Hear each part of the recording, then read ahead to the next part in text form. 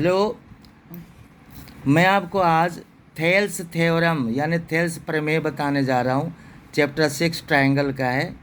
इसमें कह रहा है कि अगर किसी त्रिभुज की एक भुजा यानी साइड के समांतर अगर एक रेखा खींची जाए जो अन्य दो भुजाओं को दो भिन्न भिन्न बिंदुओं पर विभाजित करे यानी प्रतिच्छेद करते हुए जाए, तो वे जो अन्य दो भुजाएं हैं समान अनुपात में यानी AD बटा DB और इधर AE बटा EC दोनों समान हो जाएंगे, समान अनुपात में विभाजित हो जाती है। हमें प्रूव करना है।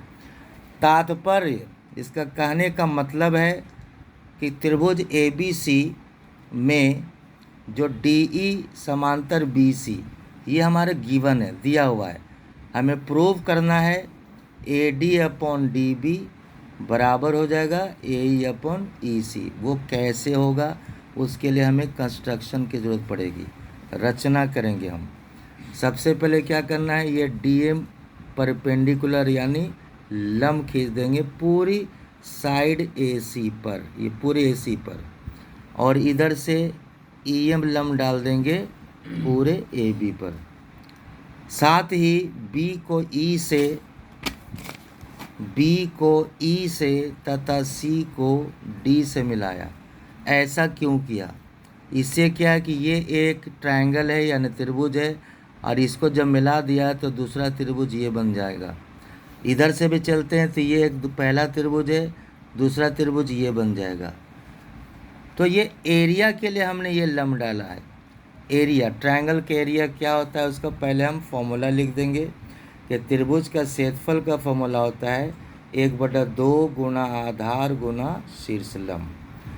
तो अब हम एरिया का रेशियो यानी अनुपात लेंगे, ADE का एरिया लेंगे और फिर यहाँ DBE का एरिया लेंगे।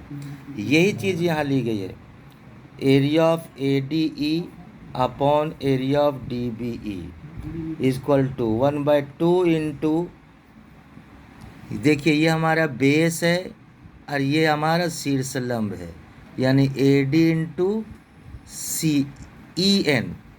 AD इंटू EN, और नीचे वाला DBE का एरिया निकालेंगे। ये हमारा DBE है 1/2 इंटू, ये देखिए बेस है हमारा, आधार DB है, और ये शीर्षलंब EN ही है क्योंकि पूरी लाइन पर वो शीर्षलंब है। ये हमारे नीचे का एरिया हो गया। दोनों में कॉमन चीज़ें हम काट देंगे, 1/2 cancel, EN upon EN cancel, बच जाएगा AD अपॉन DB। ये हमने इक्वल के बाद दिखा दिया। इसकी वैल्यू ये आ गई, जो हमें जो प्रूव करना था उसका फर्स्ट पार्ट हमने हासिल कर लिया। तो ये हमारा इक्वेशन नंबर 1 बन जाएगा। अगेन फिर से हम इधर की तरफ से चलेंगे। पहले हम ये बेस से ये ट्रायंगल ले लेंगे, फिर दूसरा नीचे वाला बेस से ये ट्रायंगल लेंगे। एरिया ऑफ ट्रायंगल ADE और एरिया ऑफ ट्रायंगल DEC, इसका रेशियो अब हम नीचे लेंगे। इसमें भी होगा 1/2 इंटू, बेस हमारा क्या ऊपर में AE है और ये हमारा DM परपेंडिकुलर हो गया, शीर्षलंब जिसको बोलते हैं।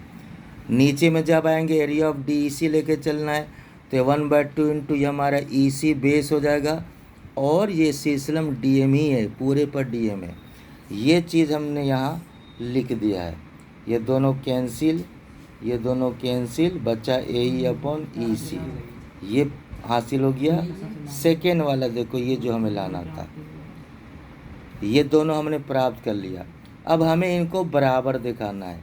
किसी भी इक्वेशन में अगर एक साइड को बराबर दिखाना होता है, जैसे RHS है, ये बराबर ये दिखाना हो, तो हमें इसको बराबर इसके दिखाना पड़ेगा।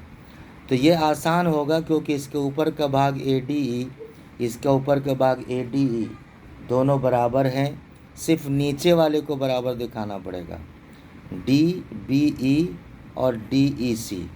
ये देख, इसको अगर हम डायग्राम पर ध्यान दें तो एक थ्योरम है कि एक ही आधार और एक ही समांतर रेखाओं के बीच कोई भी त्रिभुज हो, चाहे 2 हो, 4 हो, 6 हो, वो क्षेत्रफल में बराबर हो जाते हैं। तो इन दो त्रिभुजों को गौर से देखा जाए, DBE देखिए ये हमारा डी ई भी इसमें शामिल है, और दूसरा ट्रायंगल डी ई सी, दोनों में डी ई कॉमन है।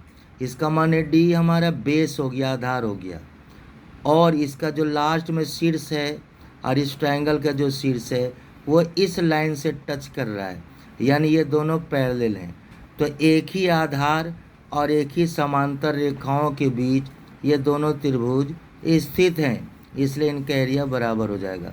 इसके लिए ये लाइन हम लिखेंगे, त्रिभुज डी बी ई और त्रिभुज डी ई सी एक ही आधार डी ई और एक ही समांतर रेखाओं दिखा देंगे, ब्रैकेट में दिखा देंगे, डी समांतर बी सी के बीच स्थित हैं, इसलिए इसका एरिया ये और इसका एरिया ये दोनों बराबर हो जाएंगे। इक्वेशन नंबर 3 रख दिया। अब हम कंपेयर करेंगे 2 और 3 से। लिखना पड़ेगा यहाँ समीकरण 2 और 3 से। तो पहले हम 2 वाले को ये बराबर ये हम पूरा उतार देंगे, ये हमने उतार दिया। अब नीचे वाले को चेंज करेंगे, 3 की मदद लेंगे, ये बराबर ये दिखाया है, इसको हमने सेम उतार दिया ऊपर वाला। नीचे DEC है तो DEC के बदले में हम यहाँ DBE लिख देंगे, और इक्वल राइट साइड वाला वही उतार दिया, इक्वेशन 4 बना दिया हमने। अब देखते हैं 4 में लेफ्ट साइड में area of ADE, area of DBE, और फर्स्ट इक्वेशन जो हमने बनाया था वहाँ भी area of ADE upon area of DBE है, यानी इसका लेफ्ट और इसका लेफ्ट दोनों सेम है, इसलिए इसका राइट और इसका राइट इक्वल हो जाएगा। इसके लिए हम लिखेंगे बाय कंपेयरिंग, यानी समीकरण 1 और 4 की तुलना करने पर हम पाते हैं कि इसका RHS इसका RHS दोनों बराबर हो गया, हेंस प्रूव्ड। ये हमें प्रूव करना था।